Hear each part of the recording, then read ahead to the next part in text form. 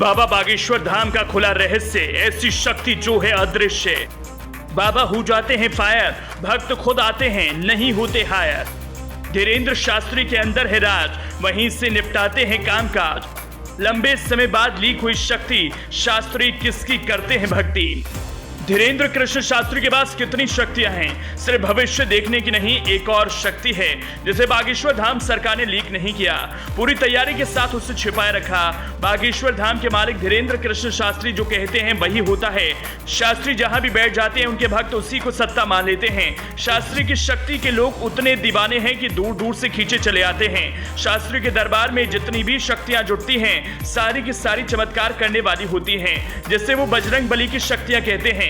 बाबा के भक्तों में बागेश्वर धाम को लेकर अपार महिमा है, इसलिए अगर बाबा ने कह दिया कि ये करो तो वो करते हैं। आज के वक्त में बाबा बागेश्वर की ही चर्चा है, क्योंकि उनके पहनावे और बोलने के तरीके ने लोगों को खींचा है।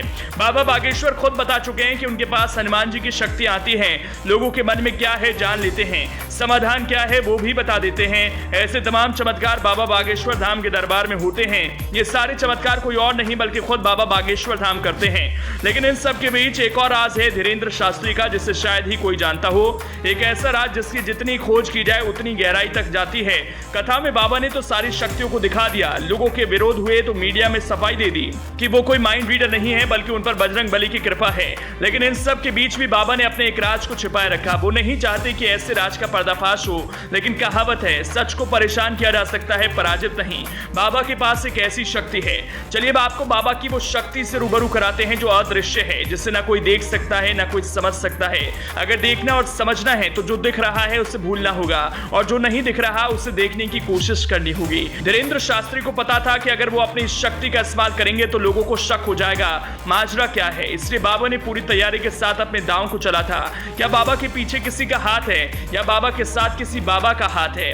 आपने देखा होगा बागेश्वर धाम सरकार की कथा में भीड़ जब पहुंचती है तो तैयारियां फीकी पड़ जाती हैं। आपने ये भी देखा होगा कि बाबा के समर्थन में कई साधु संत भी आ चुके हैं। हालांकि विरोध तो हुआ, लेकिन जिस अभियान की ओर धीरेन्द्र शास्त्री चल रहे हैं साधु संत भी वही मांगते हैं, हिंदू राष्ट्र, सनातन धर्म का प्रचार। ये बागेश्वर धाम सरकार का एजेंडा है। यही वजह है कि हिंदू लोग उनकी बातें पसंद करते हैं, साधु संत उनके साथ रहना चाहते हैं। बस यही शक्ति जो बाबा को और मजबूत करती है। भक्तों का साथ और साधुओं का विश्वास बागेश्वर धाम सरकार को और आगे ले जा रहा है। सोशल मीडिया पर इस समय सिर्फ बाबा बागेश्वर की ही चर्चा है।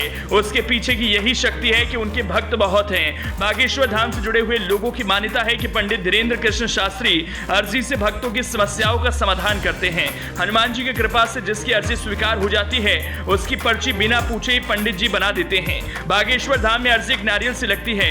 यह अर्जी लोग घर से लगाते हैं और धाम पर जाकर भी लगाते हैं। यह अर्जी मंगलवार और शनिवार को लगाई जाती है। शक्तियों का मिलन भी यहीं से शुरू होता है।